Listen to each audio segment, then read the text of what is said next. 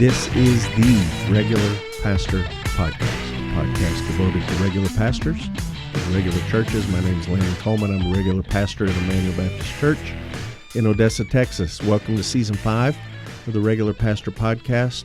We're talking about books, we're thinking about ideas, and we're relating those books and the ideas in the books to the day-to-day ministry of regular pastors like me and like you.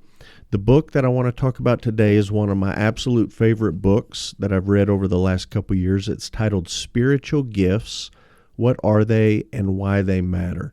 The author is Thomas Schreiner. This is a B&H book. It came out in 2018. It's 172 pages. It's just kind of an average size book, average size format, average size length.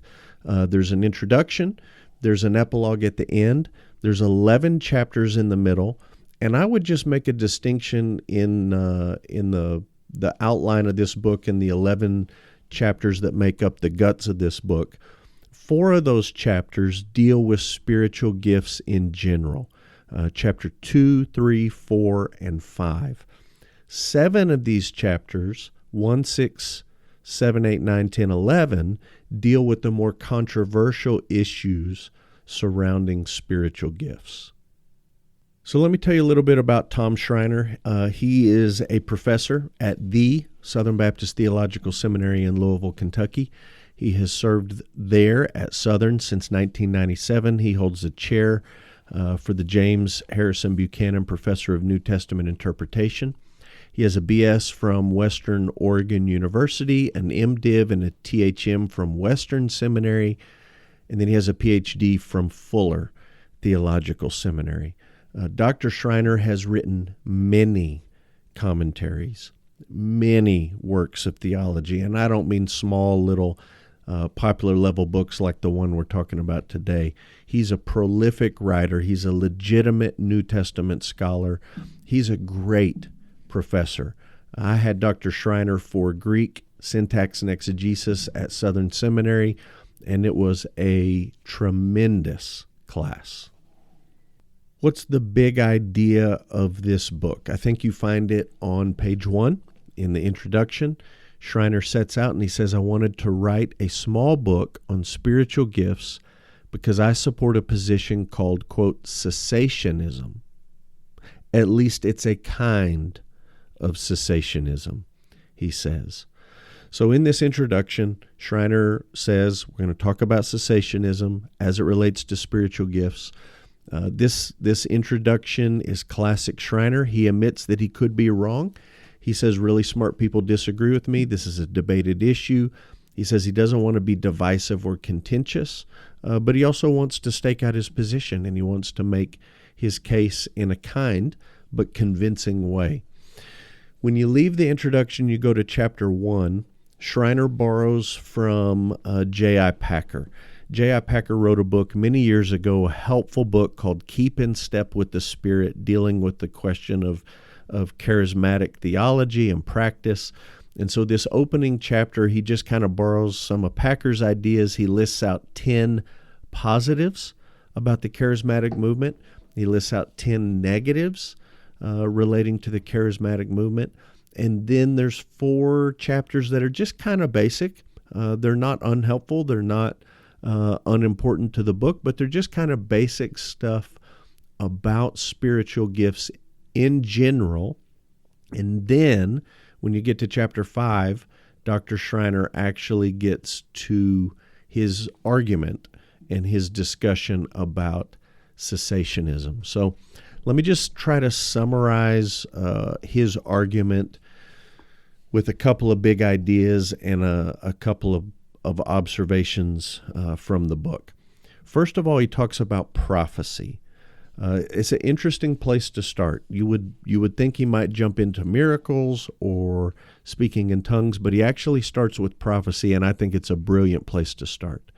Schreiner's argument, I like, is that prophecy is the same in the New Testament as it is in the Old Testament. There's no compelling reason to think that it's different. Schreiner says a prophet in the Bible receive spontaneous revelation from God that they are then charged to communicate to God's people. We assume in the Old Testament, just like in the New Testament, it is the same infallible, authoritative word that came to Isaiah or Elijah or any of the prophets who were active in the earliest days of the church. Here's a note just to keep in mind. Continuationists, people who still believe all the gifts are active today, they allow for error in New Testament prophecy. They make a distinction between the two. And on page 119, Schreiner just admits or recognizes that what continuationists call prophecy, cessationists call impressions. Now, you may quibble with the words, but he's basically saying, look, the moment you allow for error in prophecy, you're changing prophecy from what it was in the Old Testament, and there doesn't seem to be any biblical case to make that change. So Schreiner's argument, based on Ephesians 2:20, is that prophecy has ceased. The church is built on the foundation of the apostles, New Testament apostles, and the prophets.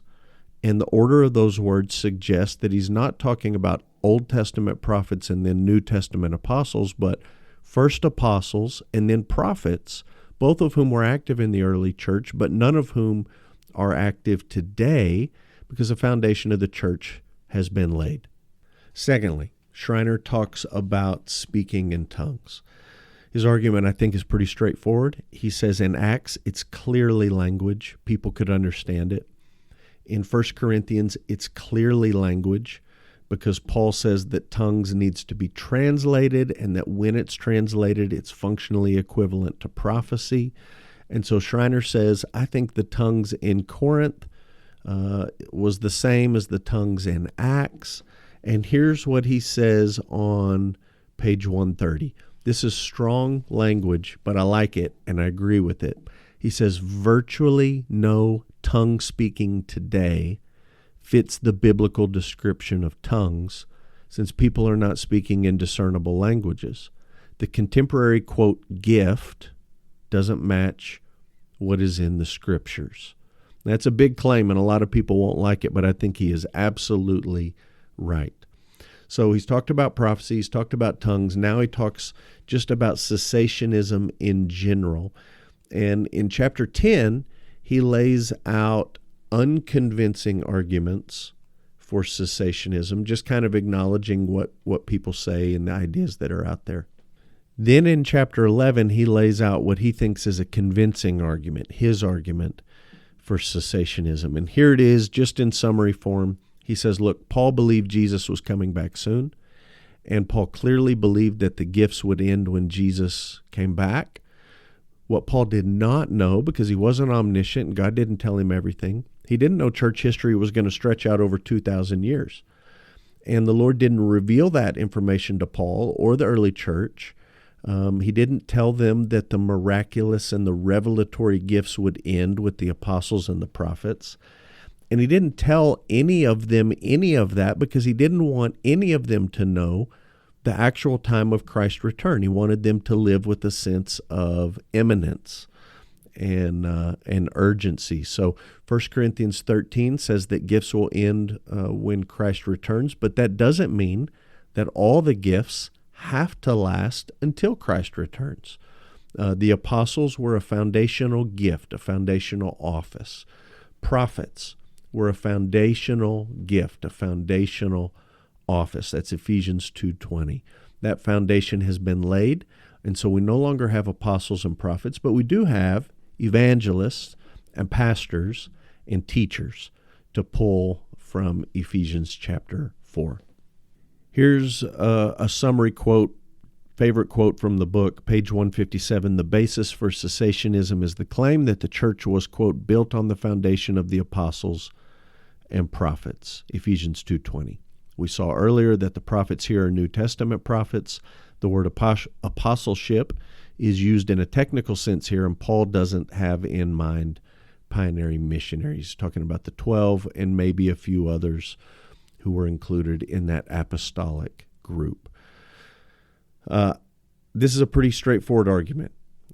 It's built on the idea that Old Testament and New Testament prophecy is the same. It's built on the idea that prophecy and prophets went out with the apostles, their foundational gifts. And it's built on the idea that tongues is directly related to prophecy because it has to be translated, and when it's translated, it becomes prophecy. These miracles, these revelatory gifts were tied to the apostles in several New Testament texts, and I think this is a pretty convincing argument for cessationism. What's the ministry takeaway of this book?